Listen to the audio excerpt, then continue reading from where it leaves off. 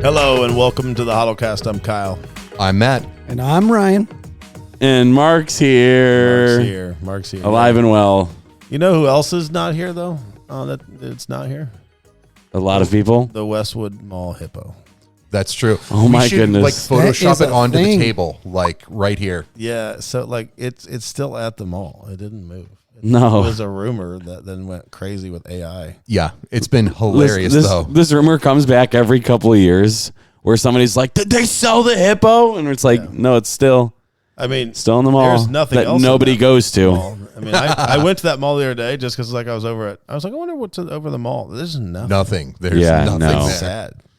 It's sad. It's like all malls right now, though. Like I would like to put a Hard Lakes campus there. That would be epic.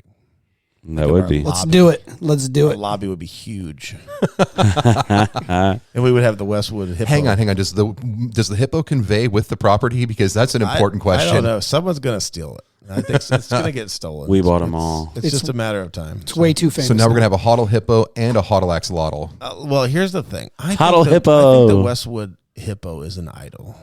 Ooh. Oh, okay. It is a golden hippo. is a golden It's actually hippo. like more like silvery, Bronze. gray. Yeah. It's a bronze idol, Mark. Right now is currently being worshipped on Facebook. Is it hollow on the Jackson inside? Community Events. Well, hang on. Facebook page. Your son did also put it on as having performed worship at the lodge it's on definitely Sunday. an idol now, yeah. I was thinking every post I've seen. Now, if you don't know what we're talking about, the Westwood Mall has a bronze hippo that you can climb on. It's a sculpture that kids can play on.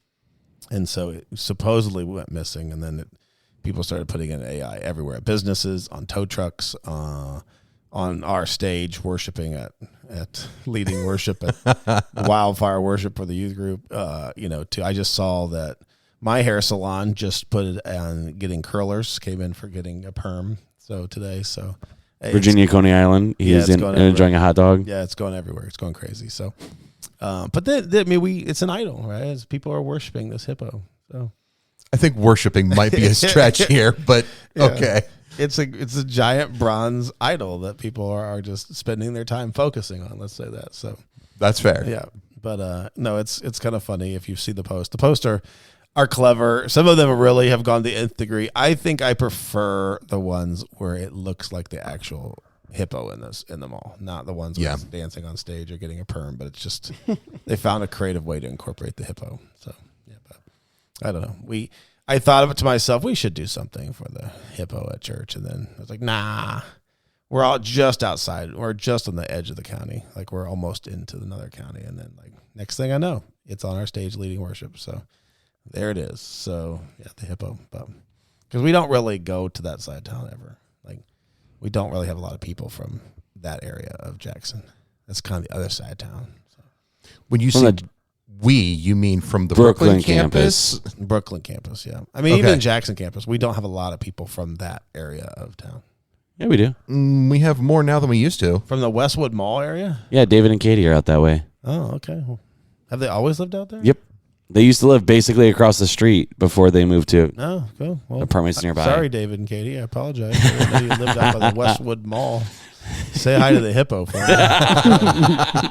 Well, if they were still there, they could. But Yeah, that's right. Yeah, but no, it's fun to see the things that people are doing. It's also fun to see how people embrace AI. I mean, AI is it's a thing. Like it's funny. It was funny to watch people get mad at AI at first. Like, we're never going to embrace AI. No, it's too easy to embrace AI.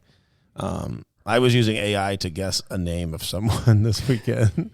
Like I did, I spent hours on AI just trying to guess. I was playing a puzzle with one of our middle school kids, and I was just trying to piece stuff together just because I like puzzles. I didn't really care about the name. I just wanted the puzzle. I solved the puzzle. I still hear people call it evil. Yeah, it's not. It's not. I think the people that use the AI can be the evil ones. So it's a machine. It's a computer. It's a tool. Yeah. Money's not evil. It's the love of money. That's the root of all evil. So money doesn't do anything to me. It just sits there and burns a hole in my pocket. it's not going to be a sermon for you, Mark, that AI is a tool. Yeah. Bring it back. But no, but I think we all like it. We all like AI here. Though. Yeah. Yeah. I think AI is getting smarter and smarter. I think the scary thing is AI is going to eradicate the world. I do believe that. It's going to happen. Eventually. I don't think it'll be in any of our lifetimes. No, I think our kids are all going to get killed by it. But, it is what it is. So I think I'll survive. I mean, I'm close enough to death that I'm probably going to make it there before AI goes crazy. Close but, yeah. Close enough. I'm close enough. So, I've got a good 10 to 30 years left, depending depending on things. So, welcome to morality chat here today. Mortality chat here at Heart of the Lakes. That's probably about right? Just reality. It's reality. Yeah, it is. That's okay. That's a long time. That's plenty of time. Yeah, I could have 3, give or take a heart attack. So it's the thing. So that's true. So I think it's the reality of looking at life and the perspective. That got dark. This got dark really. Yeah, it did. We're not here to talk about the end of our lives. We're here to talk about the Westwood Hippo now. But we are kind of in a series called False Idols. This week we talked about the idol of self and self-exaltation and self-worship.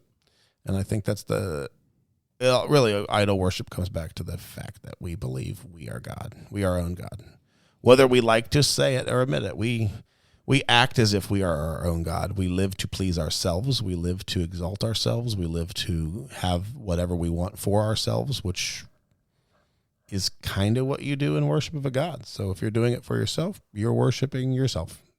And I think that's where we came across in the sermon, just talking about the hardest idol to destroy is the one that you see in your mirror, and to get off your worship shelf and really worship on Jesus. And so what do you guys think about that? I mean, I kind of have said this series, this is a struggle for all of us on staff, all of us as pastors. Yeah. This is not a series. It's like, woe is you guys, you're evil sinners, terrible are you. Join me and be like me. No, I think I'm just as broken and flawed with this, especially self-exaltation, self-worship, because I think we all have a proclivity to trying to make life about us and what we want, my desires, my plan, instead of God's. I think it's something we gradually get into sometimes, and I think sometimes we just dive head first into worshiping ourselves. And so, what do you think about it? I think we start off by having to unpack that, because I mean, when we're first born, all we know is I'm hungry, I'm uncomfortable, I don't feel happy, and so the only way we communicate is by communicating those problems to people, by like crying. Like just the other day, my sister dropped off my niece, and Bree watched her for the day, and I helped her until I came up to the church to work yesterday. And like, she's crying, and I'm like, I want to help you, and I don't know why. So I was just taking a little cow thing. I was like, moo. And for some reason that was working, where like she would stop crying. So I'm learning how to like just try things until they work by interacting with my nieces and nephews. But yeah, you start off with communicating the things you need, and not that like we kind of almost start off selfish, and we have to learn how to be selfless. We have to learn how to look at things outside of our own heads. Like we're now like kids that are like 4 and 5, my niece, like Ryan Dawson, we're trying to teach them, hey, you shouldn't punch your sibling because do you like to be punched? Well, no. Well, all right, let's not punch our sibling then, because it doesn't feel good when it happens to us. So it's like something that you kind of have to learn and unpack as you grow. And we have like the duty to try and figure out, I feel the duty to help these kids figure that out too. We're like, okay, like I'm seeing why Cody would use whose hands are these? Like he used to do that in kids ministry. And then the kid would say, these are my hands. He's like, that means they stay on you. So, but that's kind of the thought that I have. We're having to unpack that. Because I'm stuck in my own head. I'm stuck in my own body. I see what my needs and wants are, and I have to make an intentional effort to step outside of that. So I think that for me, whenever I'm kind of reflecting on it, sort of when I think through this stuff, as a pastor, when you come down off of preaching, if you feel like, man, I just absolutely nailed that sermon, it did everything that I wanted it to do, I got everything the way I wanted it to go, you immediately have to check yourself, because there's such a fine line between the idea of I did great because God enabled me to do something awesome, and praising him and worshiping him for that, versus I am just the best communicator that has ever existed and lived on earth. And if you aren't watching which side of that line you fall on, that's when I feel like that trap kind of comes into play, where there's the mentality of, what if this was me? What of this can I be proud of because I served God well, without it being the sinful level of pride of being looking at it and saying, you know, this is not just because I have these talents and I have these abilities. It's because God has given me these talents and these abilities. And having to take that time to kind of check yourself and kind of make sure that you're falling on the right side of that line is the really important part with that. Because the minute you start to slip up and start to focus more on, well, I am capable of doing this, that, and the other, without immediately turning it around and saying, because of God, that's when I feel that slope starts to become really slippery really fast. Yeah. I think the times I walk off the stage, I'm like, I just killed that. I just did a great job. Crickets. Yeah. Nobody says anything. Yep. I'll greet everybody at the door on the way out, and nobody will say, like, that was a great sermon. That really was nothing. Just quiet. And it's like instantly God's like, I'll show you. I'll humble you. You didn't care about like what I brought to the table. So, and so like you always as a pastor want to push back about those feelings, because like, you know that those are not feelings that you should be humbly going for the Lord. So the times that I feel like, oh man, I bombed that. That's when I'll be at the door and people are like, that was so great. It was such an important thing for me. It like changed my life. It's speaking right to me. I'm like, it's just like God's every time like, you need me. It's the Holy Spirit working and making up for your weaknesses and inadequacies. And I'm speaking to people on your behalf. And like, it's just, that happens so often. It's almost comical, but there are still times I get down, like, I think I did a good job there. And I'm like, and it's like a constant reminder from the Lord, you're nothing without me. So, and I kind of laugh, and then, you know, I'll even say something to like one of you guys. I'll be like, yeah, I thought I did a great job Sunday, but then I was at the door and like everybody's like, see ya, have a good week, bye. Like nothing. And it's just kind of funny how God has a way of humbling us. I don't know if it's that way for every pastor. I think it's that way for most of us. But I don't know that every pastor has that similar experience. I don't know if that comes along with trying to be in the right place with preaching, where it really isn't about the pastor, it's about Christ. And so because I've talked to the pastors, I don't know if they have the exact same experience that we have. I think, you know, and maybe it's just a heart condition that you need to have, that you're open to recognizing when you're being pulled in a more self-exaltation direction or not. But I think we try to keep each other accountable to that as best we can and talk about openly, because those are some of the trappings of being on stage, and we have to be careful about those things. And so I know that's something that I'm thinking about constantly, and we're talking about as well. Well, I think all the way back to Grace Chapel when you first preached Roar, and that was whenever I had just started to get to know you and was kind of, you know, starting to come to that church. You stood up there and you told me, you know, you preached the first one and it didn't go the way you were intending for it to start. And kind of halfway through the sermon, you switched it during the first service. And then when you got to second service, you completely transformed it into what you started to do first service.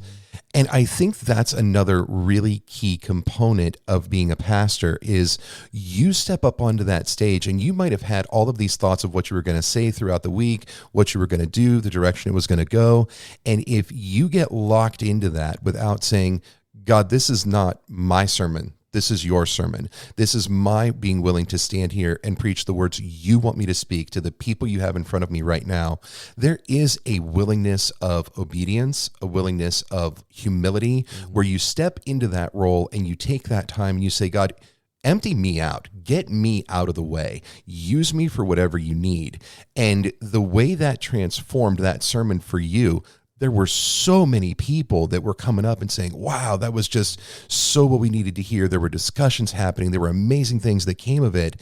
And it was the first time I'd ever seen somebody actually say, yeah, this was not what I had planned to do with this. You know, I had studied for the week. I had done all the research and the things I wanted to talk about. And it was just going to be kind of this goofy little sermon where I lifted my shirt and there was a lion roaring and all of these things that turned into something really powerful. Not because you're an amazing communicator, though you are a great communicator, but because you were willing to say, all right, God, this is yours. You do with it what you need to do. And I'm just going to be the person who fills in that gap. Yeah.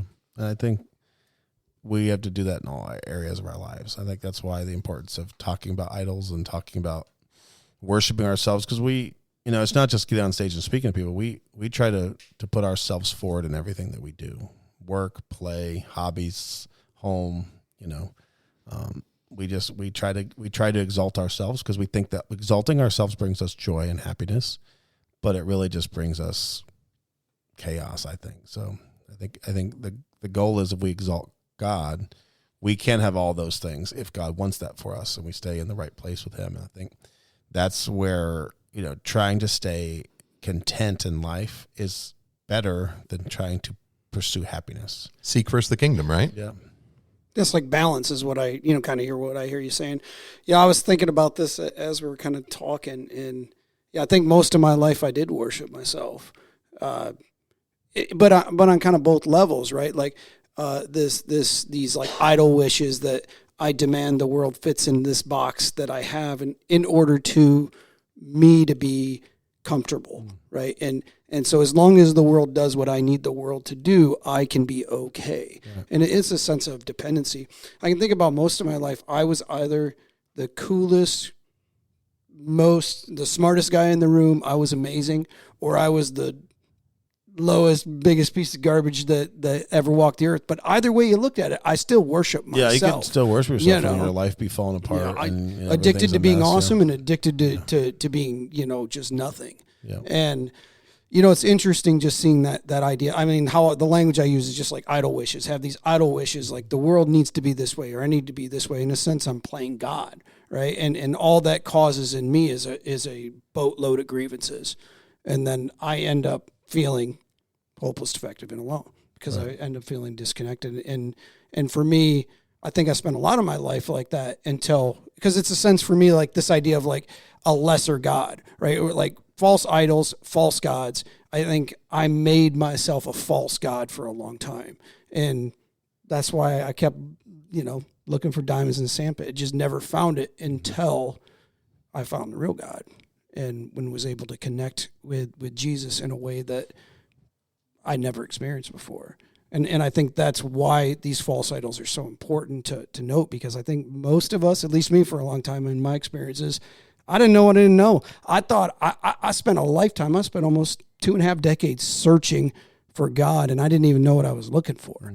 And I was worshiping all these false idols that I thought were real, right? Like I thought, oh, this will make me happy. If I just get another college degree, I'll be happy. If I just get this house, if I just, if I'm just able to make this relationship work or get this promotion. Yeah. But I think that when I suss that all out and boil it all down, it all comes back to me. My problems don't extend beyond the mirror. Yeah. Not a single one does. I think the real pursuit of happiness, is a lie. I think it's the pursuit of humility brings happiness. And I think the pursuit of happiness brings sorrow. It brings sadness, because in the process of trying to make yourself happy, you recognize all these things that maybe you don't have or you want or you covet, and it innately makes you unhappy because you can't fulfill the happiness because there's always more. You can always be happier. But if you pursue humility, you can be happy. You can be content. You can find your joy in any situation because it's the humbleness that comes to Christ. And I think the difference is when I exalt myself and worship myself, I'm pursuing happiness. When I exalt God and worship God, I'm pursuing humility, and it changes the outcome. And I think that's why you can be absolutely miserable pursuing happiness and make yourself just a mess and life be falling apart. And if you pursue humility, I don't know people who pursue humility who are unhappy, miserable people. I've never seen somebody that's done that. False humility, yes, but real, true humility that puts God as the center and your life follows him. I've not seen anybody who pursues that kind of humility and is unhappy or not content. because they're putting other people first. They're always saying, I've said this before in here, that it's a race to the back of the line, where I look at myself and I don't need to worry about my value. I know that my value is secure in the way God sees me. So I don't care if the people around me look at me and they're like, well, you're less than, or you're greater than. I'm just me. I am just what I am. I'm who I am. And I am here to serve an audience of one. And if you love me, fantastic. If you hate me, I'm okay with that too, because I only serve all of the things that God wants me to be doing.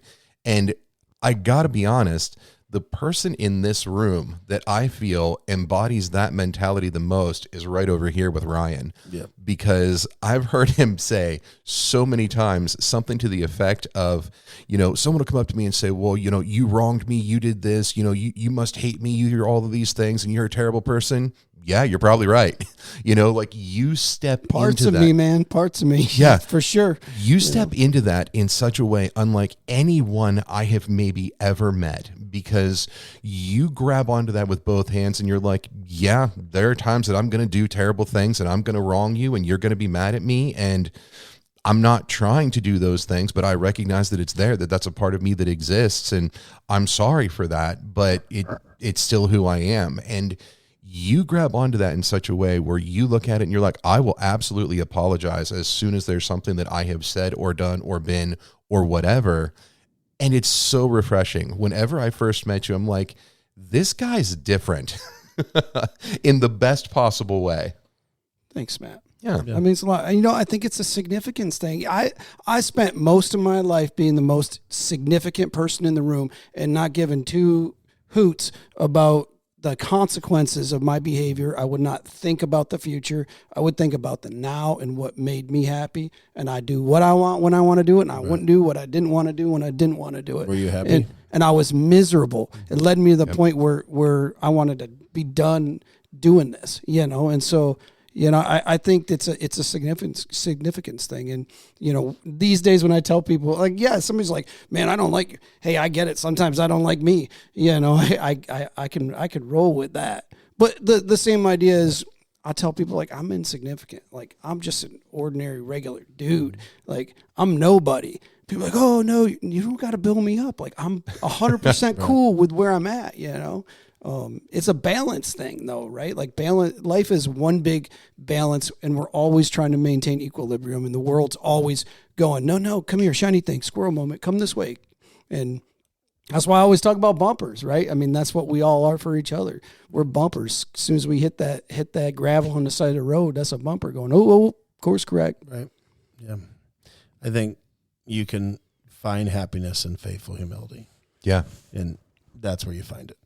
And if you're not looking for it there, you're probably going to be pretty discontented, unhappy, miserable, longing, anxious, afraid, frustrated, depressed, all those things. And being content is way more powerful than being happy, though. By happiness every is fleeting, measure, right? Happiness is momentary. Mm-hmm. Content is a state that comes with joy, which underlies those singular moments of happiness that we experience, because there's happy moments, sad moments. I mean, you go back to Ecclesiastes, we're going to experience joy and sorrow and dancing and weeping and all those different things. Like, we're going to have the full range of human emotion. So what we're looking for is the contentment that comes with the state of having joy, where everything is going to work out and everything's going to be okay at the end of it.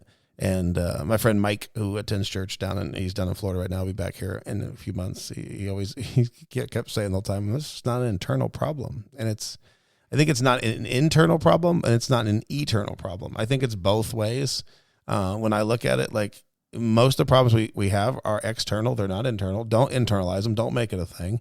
And recognize they're also not eternal problems. Like, they're temporary, so they're fleeting. So that's been I've always had the eternal problem kind of mindset. Well, this isn't that big of a deal eternally. It's not going to. But since talking with Mike and being down in Florida, I've been really thinking about this internal problem. Yeah, it's not an internal problem. I'm not going to get mad at it. I don't really care. Yeah, it's a problem. It's a big problem, but it's not going to be an internal problem for me. And if it doesn't get worked out, it'll get worked out one way or another. So I love that. Like, I've not heard that like that before, but I absolutely love it. Yeah. So you thank I'd Mike, love to be able Mike to practice that better, but Thank Mike Cook for that. I think absolutely will. Well, and that's the thing. I love this because I think when it becomes an internal problem is when we make up that story. Oh yeah. Right. Like we have stuff that happens, and it's just what happens, and we don't have to like assign a whole lot of meaning to it. But stuff happens in life situations that are more difficult than others. But then when we go, this happened, and now I am a broken person because of it, or Matt's a bad person because this happened, right? Like that's when it becomes an internal problem for me. Yeah. And that's one of those things, like it's an internal problem. When it becomes internal, there's only an internal solution for it. Like I created it. I have to fix this problem through Christ. So the key is, as you're listening to this, make sure that life is about seeking humbly to worship God and God alone is first in your life, which means you have to make sacrifices in your time, your talent, your treasure to do so with your family, with your hobbies, with your career, with whatever you're into, so that you can find that place of contentment that comes with the joy that comes through following Jesus and living out the fruit of the Spirit. If you want to keep seeking the things of the world and the things that make you happy, you're probably going to stay miserable and be miserable. And if you're tired of that, if you're sick and tired of being sick and tired, it's time to try something different. And I think that different thing is seek Christ humbly, worship him, and follow his way. And that is the path that leads to joy. That's the path that leads to happiness. And if you want that, that's what we do this podcast for. That's what we have sermons for. That's what we have Bible studies and life groups for, to help people on that journey. So if you need help with that, let us know. But we're just four people sitting in a room, also working on the same thing in our own lives. No matter who you are, you don't have to be a pastor to figure this out. You just have to be humble enough to follow Christ and keep him as number one in your life. So. It's 5 actually. Nick's in the corner. Yeah, 5. Yeah, 5's over there. Nick's over there. So math time. So, but thanks for listening to the podcast. We'll catch you on the next episode of the HOTL Cast. Be humble.